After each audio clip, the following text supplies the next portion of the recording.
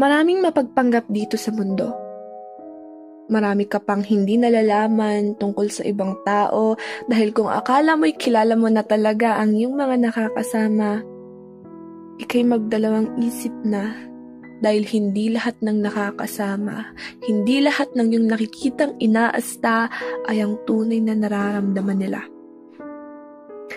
Sabi ng iba'y masiyayahin ako, na sila'y naiinggit tuwing ako'y nakikita dahil sa aurang dala, dahil sa malalakas na tawa, dahil sa ginagawad ng ngiti tuwing sila'y nakikita, hindi na sila nangongompronta.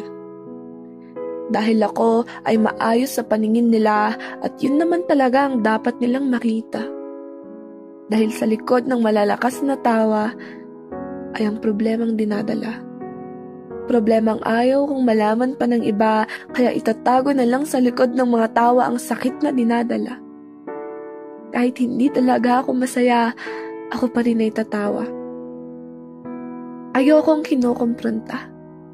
Ayaw kong umangompronta, nasanay sa pagiging palangiti kaya laging nasa tabi. Mananatiling tahimik lang at ngingiti. Ang galit sa akin ay walang silbi dahil lagi itong nakatago sa katawan. Hindi magrereklamo kahit lubos nang nasasaktan, kahit sobrang bigat na ng nararamdaman, ay mananatili akong tahimik lang. Mapasaya ka lang. Dahil sa katahimikan na hindi na magawang magbukas pa ng mga labi, na magawang magsabi dahil sabi mo nga pagod ka, na gusto mong magpahinga muna kaya wala nang magagawa. Ngunit sa likod ng mga naharang na salita ay ang mga katagang nais kong marinig mo na. Sa harap mo ako'y masaya, ngunit gusto ko nang sigawan ka, gusto kong sumbatan ka. Kahit ako'y nasasaktan mo na, nananatili akong iyong kasama, kahit pinapabayaan mo na, hindi kita iniwan, diba?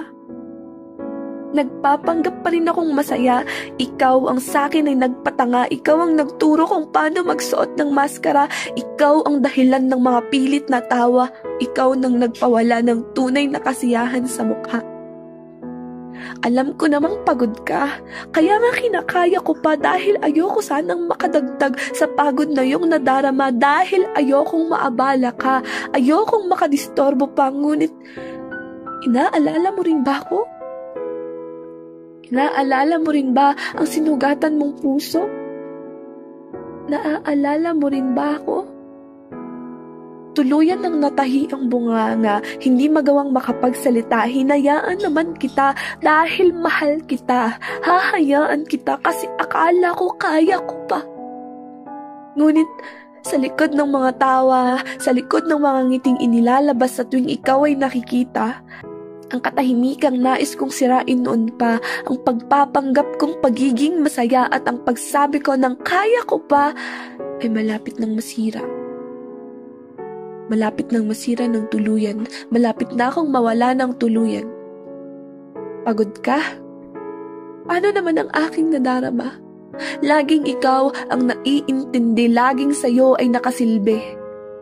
Akala ko kaya ko pa. Akala ko ay kaya kong ibsan ang pagod na yung nadarama, ngunit dahil sa pag-intindi sa yung nadarama, ako naman ang nawala. Ako naman ang nahatak ng pababa sa likod ng aking mga tawa. Naisip ko talagang sumuko na.